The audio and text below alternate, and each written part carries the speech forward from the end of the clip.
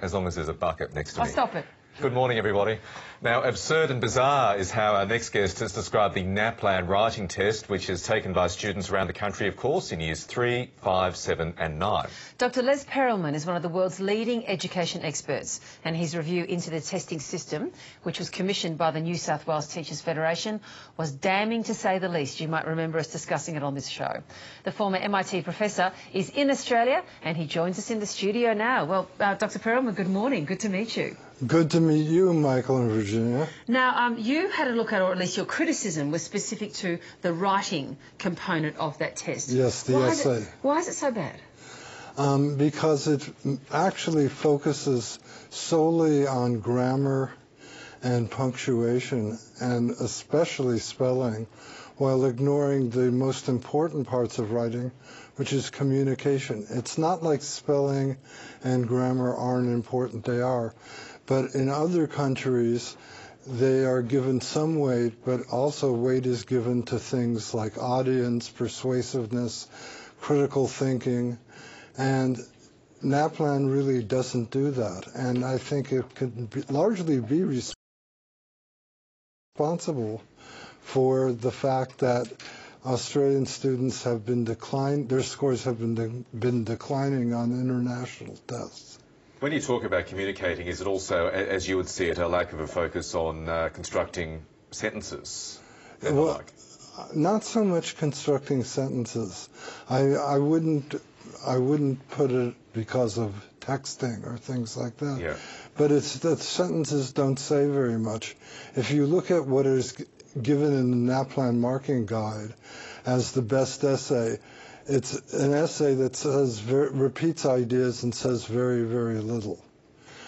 Is part of this, though, and I wonder if this isn't just an Australian problem but an international problem, that tests by their nature become formulaic and that the system becomes one that you simply just have to learn to jump through the hoops of which over time. And we lose contact with what we're actually trying to do, which is to teach kids how to be good thinkers, how to have nimble minds and the like.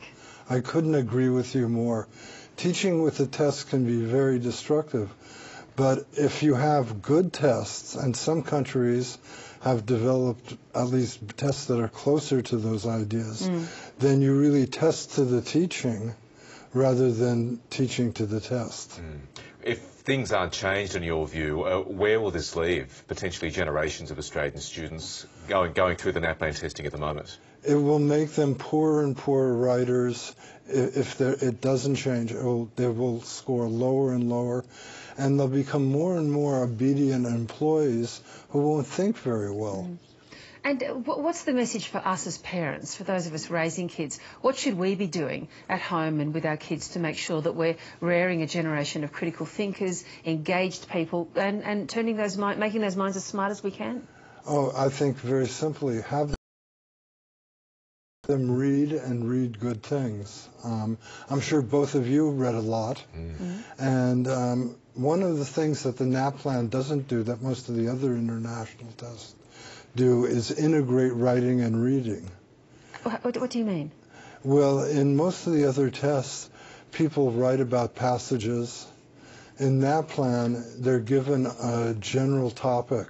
Ah, I see. And that where people could make up facts, students could make up facts, and as opposed to given a piece of writing that they're writing about, think about most writing as a conversation between a writer and an audience that isn't there, where the writer has to anticipate what the reader is going to be asking them. It's exactly how I was taught to write essays.